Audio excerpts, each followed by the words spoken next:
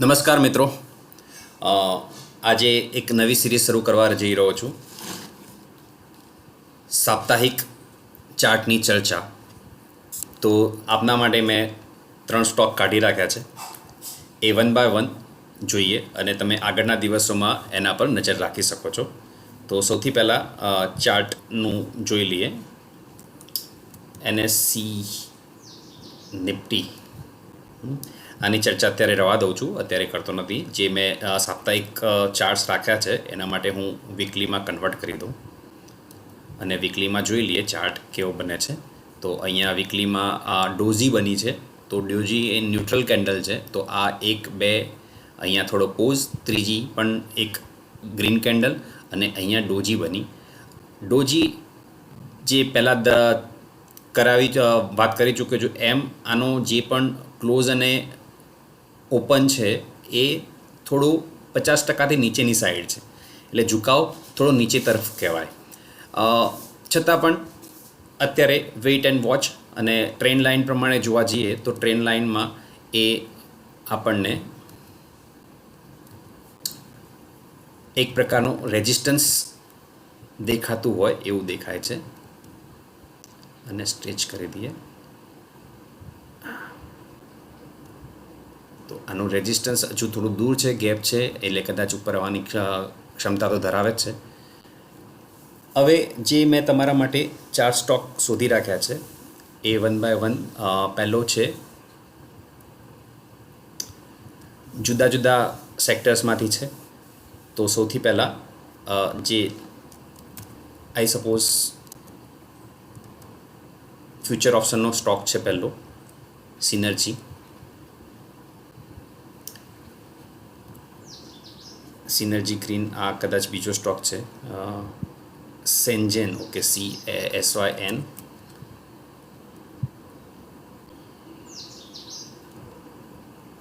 Yes, આ stock છે. તો બહુ જ સારી મૂવમેન્ટ બતાવી. વીકલી કેન્ડલ બહુ જ સરસ બની છે. તો આને ટ્રેન્ડ લાઇન આનો ડ્રો કરીએ તો ટ્રેન્ડ લાઇન બ્રેકઅપ કહેવાય અને રાઈટ સાઈડની એક્સટેન્ડેડ રેઝ લઈ લઈએ.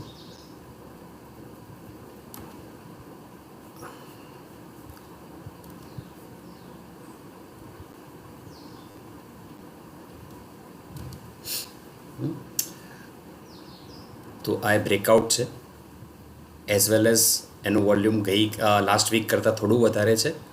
એનું ડેલીમાં કન્વર્ટ કરીએ છીએ તો ડેલીમાં પણ સારી મૂવમેન્ટ બતાવી છે, લાર્જ વોલ્યુમ સાથે કરેલું છે અને એનું જે રેઝિસ્ટન્સ લેવલ ગણાય એને પણ ક્રોસ કરીને સારો બંધ આપ્યો છે. તો આવાવાળા દિવસોમાં થોડું સારો મૂવ આપી શકે એવી ગણતરી છે. બીજો છે આર્ચીસ. અહીંયા સ્મોલ કેપને મેં કન્સિડર પણ કર્યો છે. આર્ચીસ લિમિટેડ. સૌથી પહેલાં સેક્ટરને સમજીએ.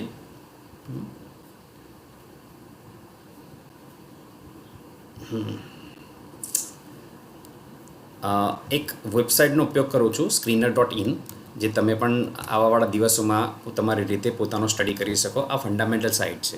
ફંડામેન્ટલ સાઇટ તમને જે પણ એના ડેટા હશે એ તમને મેન્શન કરશે. હવે એનો ભાવ, માર્કેટ કેપ બહુ જ નાનું છે, સ્મોલ કેપ છે. એટલે ઘણા લોકોનો સ્મોલ કેપમાં જતા હોય ત્યારે થોડું વિચારતા હોય કે જવાય કે ના જવાય.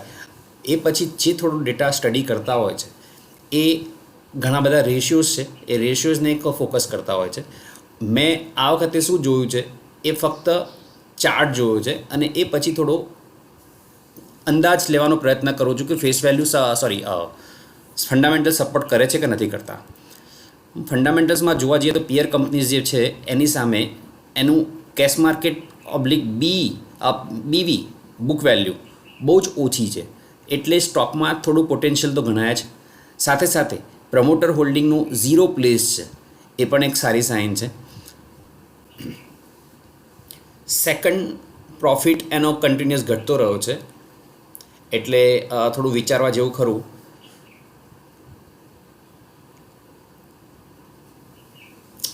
ઓકે, ફક્ત ને ફક્ત ફંડામેન્ટલ સપોર્ટ કરી રહ્યો છે, ફક્ત ને ફક્ત ટેકનિકલ્સ ફોકસમાં લાવી રહ્યો છે. બાકી ફંડામેન્ટલ્સ થોડા એટલા અટ્રેક્ટિવ નથી, એટલે તમારે જરાક જોઈને વિચારવાનું કે આગળ વધી શકાય કે ના વધી શકાય. મેં જે કાઢ્યો છે મારા મત મુજબ, જો 25 રૂપિયા અને 15 પૈસા ઉડાવી દેશે, જે કરીબન કેટલો દૂર છે, 23 રૂપિયા અને 15 પૈસા છે, અને સ્ટ્રોંગ કેન્ડલ ગ્રીન કેન્ડલ બનાવી છે, જો એની ઉપર બનાવે તો આનો ભાવ કરીબન 30 રૂપિયા 32 રૂપિયા સુધી જઈ શકે છે. એ તમને આવાવાળા દિવસોમાં આપણે ડિસ્કસ કરીશું ત્યારે જોઈ શકાય. કરીબન આટલે સુધી હું એક્સપેક્ટ કરી રહ્યો છું 33 રૂપિયા સુધી. ટાઈમ વિલ સે કે આ બને છે કે નથી બનતું. સેકન્ડ 3II ઇન્ફો,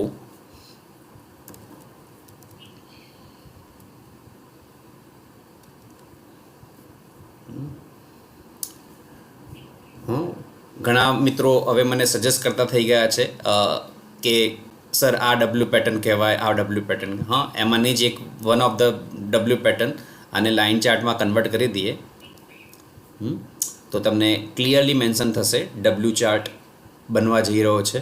સાથે સાથે જે કેન્ડલ સ્ટિકની વાત કરીએ તો કેન્ડલ સ્ટ્રોંગ છે, વોલ્યુમ વધારે છે, એટલે આ ચાર્ટ પર નજર રાખી શકાય. આનો છેલ્લો ભાવ છે 68 રૂપિયા અને 75 પૈસા, તો આને પણ રડાર પર રાખી શકાય. એના ફંડામેન્ટલ્સ પર થોડો નજર રાખી લઈએ તો 3II ઇન્ફો, ઓપીએમ નેગેટિવ જઈ રહ્યું છે, એટલે કે લાસ્ટ યરનું પરફોર્મન્સ એટલું સારું નથી.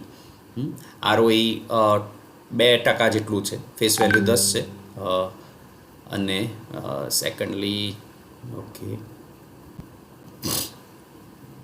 અહીંયા પ્રોઝ એન્ડ કોન્સ આપેલા છે, એને પણ તમે થોડુંક નજરમાં રાખી શકો. કંપની હેઝ રિડ્યુસ ધ ડેપ્ટ, દેટ ઇઝ અ પ્રોઝ. તો એનું ડેપ્ટ કેવું છે એ બેલેન્સ શીટમાં તમને દેખાઈ જશે. જે દેવું હતું રિઝર્વ વધ્યું છે અને દેવું ઘટ્યું છે. દેવું ઘટેલું દેખાતું નથી, બોરોઈંગ એન્ડ હા અહીંયાથી અધર લાયબિલિટીઝ 613 કરોડનું હતું જે 210 કરોડનું રહી ગયું છે. અહીંયા બોરોઈંગ જે હતું 139 કરોડનું હતું અને 140 કરોડનું થયું છે. તો overall it's a good sign for company. અને આઈ સપોઝ બધા જાણતા જ હશે 3I ઇન્ફોટેકની, એની વેબસાઇટ પણ અહીંયાથી તમે ક્લિક કરીને જોઈ શકો છો.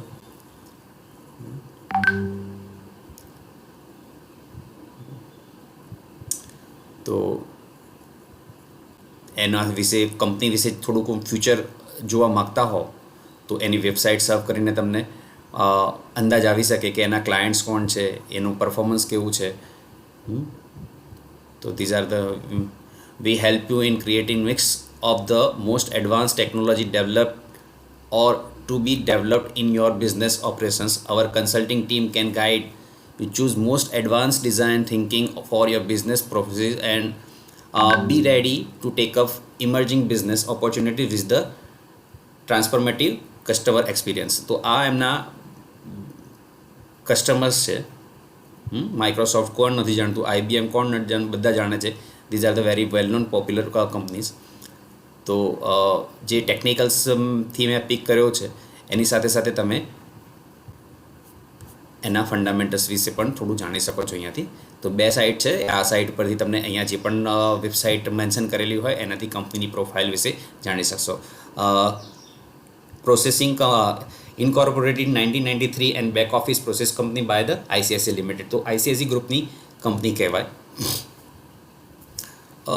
Next one is Walchandnagar. Okay,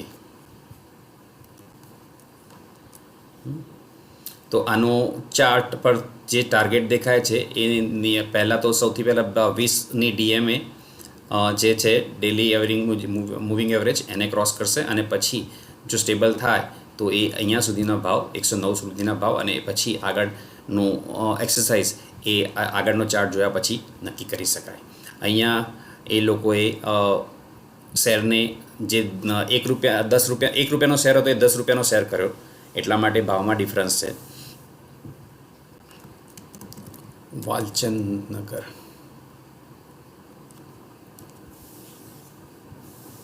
બહુ જ સરસ. આ એક સ્ટ્રેટેજીનો ભાગ પણ છે. આ જે સ્ક્રિપ્ટ જે સિલેક્ટ થઈ છે અત્યારે હું જો ચાર્ટ પર જોઈ રહ્યો છું, મેં જ્યારે ડિરાઈવ કર્યો ત્યારે એટલું ફોકસ નહોતું કર્યું, પરંતુ ચાર્ટમાં મને જે રીતે દેખાઈ રહ્યું છે એ રીતે આ બોલિંજર બેન્ડ છે. બોલિંજર બેન્ડ એક 20 DMAનો થી +- 2 સિગ્મા એક સ્ટેટિસ્ટિકલ કન્સેપ્ટ છે, એનો યુઝ કરીને બનાવતા હોય. પણ જ્યારે બોલિંજર બેન્ડ પહોળી થતી હોય, વિસ્તરતી હોય, ત્યારે એમાં સારો એક ચઢાવ ઉતાર આવી શકે છે. અહીંયા તમે જોઈ શકો છો, અહીંયા સ્ક્વીઝડ હતી, ભેગી થતી હતી અને પછી તરત ને તરત થોડી ફેલાવા લાગી તો એ ભાવ ધીમે ધીમે વધતો છેક ભાવ 91 રૂપિયા સુધી ગયો, જે અહીંયા ભાવ હતો 74 રૂપિયા. તો આ રીતે અહીંયાથી પણ એક મૂવ એવું મળી શકે છે. તો આ લાસ્ટ રેટ છે એ 62 રૂપિયા છે. તો 62 રૂપિયાની સામે 82, 85, 75 સુધી ભાવ મળી શકે, અથવા તો 90 રૂપિયા સુધી પણ ભાવ દેખાઈ શકે. એ સમય અને માર્કેટ સંજોગો સિનારીઓ પ્રમાણે જોઈ શકાય. આના ફંડામેન્ટલ્સનું જરાક એક નાનકડી નજર મારીએ તો વાલચંદ નગર ઇન્ડસ્ટ્રી સ્મોલ કેપ કંપની છે. અહીંયાથી માર્કેટ કેપ તમને આઈડિયા આવી જશે. મેં મારા પેરામીટર રજિસ્ટર કરેલું છે Skinner.in-માં. ફ્રીની સાઇટ છે, એ લોકોની પેઇડ ગ્રુપ પણ હોય, પરંતુ હું એ પ્રિફર નથી કરતો, તો હું પ્રમોટ પણ નથી કરતો. પણ છતાં પણ રિફર કરવા માટે તમે આનું રજિસ્ટર કરાવીને સાઇન ઇન કરી શકો છો. OPM એક પ્રકારનો નેગેટિવ ઇન્ડિકેશન આપે છે, કારણ કે 5 વર્ષનો જે OPM છે એ 15% છે. એમાંથી છેલ્લા વર્ષનો 11% જેવો થયો અને પછી આ લાસ્ટ યરનો કરંટ યરનો 5% જેવો છે. તો પરફોર્મન્સમાં થોડુંક નેગેટિવ ગણી શકાય. જે એક્સપર્ટ્સ હશે એ વધારે સારી રીતે સલાહ આપશે, કારણ કે ફંડામેન્ટલ્સ હું એટલે ટ્રેક નથી કરતો. પણ જ્યારે પણ હું સ્ક્રિપ્ટ ડિરાઈવ કરું ત્યારે હું એકવાર ચોક્કસથી નજર મારતો હોઉં કે એના ફંડામેન્ટલ શું છે. પ્લેજ 30% હોલ્ડિંગ પ્રમોટર્સનું છે, જેમાંથી 96% એ લોકોએ પ્લેજ એટલે કે બોરોઈંગ લીધેલું છે, એટલે એ નેગેટિવ સાઇન છે. પ્રોફિટ લોસ જે હતો 65 કરોડ રૂપિયા, પછી 57 કરોડ રૂપિયા, અને આ વર્ષે જે રિપોર્ટ થવા જઈ રહ્યો છે કે ટુ બી એક્સપેક્ટેડ છે. તો 2022નું જે માર્ચ એન્ડિંગ છે એ 47 લાખ કરોડ રૂપિયા નેગેટિવ બતાવી રહ્યું છે.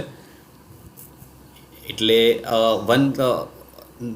ફિગર ભલે નેગેટિવ છે, પરંતુ એવું કહી શકાય 10-10 કરોડનો ફાયદો થઈ રહ્યો છે. એટલે જે પરફોર્મન્સ હતું એ પરફોર્મન્સમાં એ લોકોનો સુધારો છે.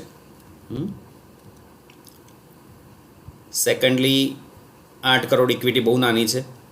બોરોઈંગ રિઝર્વ છે એ ઘટ્યું છે, સામે બોરોઈંગ પણ ઘટ્યું છે.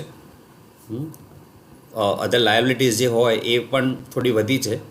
અને સેકન્ડલી છેલ્લું ઇન્વેસ્ટર્સમાં પબ્લિકનો શેર વધ્યો છે.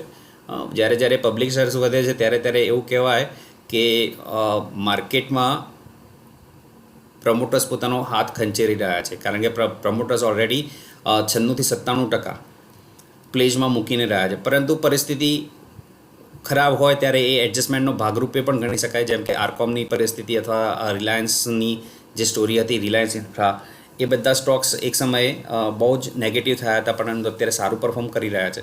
તો કદાચ એ સિનારીઓ પણ હોઈ શકે, કારણ કે એની સાથે okay DIIs and government holding પણ છે.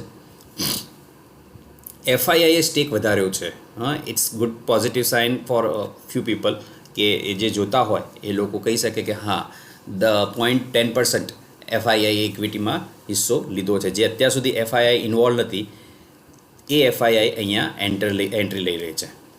એટલે પબ્લિકમાં જે પણ સ્ટેક હશે એ ભલે 10% અહીંયા વધ્યો, 10% ઘટ્યો છે. અહીંયા 9.99 જેટલો ઘટ્યો છે. એમાં વધારો 9.99નો નથી થયેલો, એનાથી ઓછો થયેલો છે.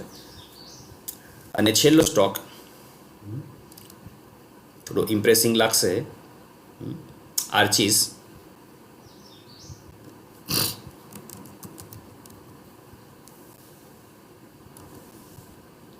અચ્છા, આર્ચીઝ આવી ગયો.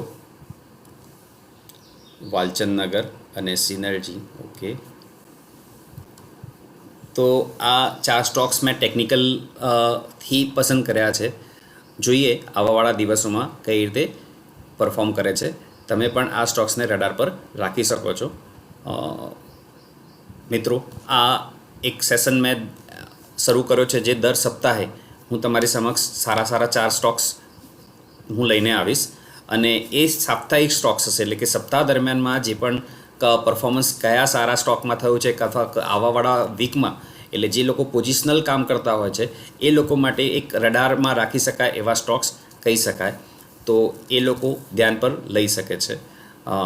મળીએ નેક્સ્ટ વિડીયોમાં. ત્યાં સુધી મિત્રોને જોડાવા માટે અપીલ કરતા રહેજો, લાઈક કરતા રહેજો, સબસ્ક્રાઈબ કરતા રહેજો અને કમેન્ટમાં તમારા સ્ટોક્સને મેન્શન કરતા રહેજો. Thank you.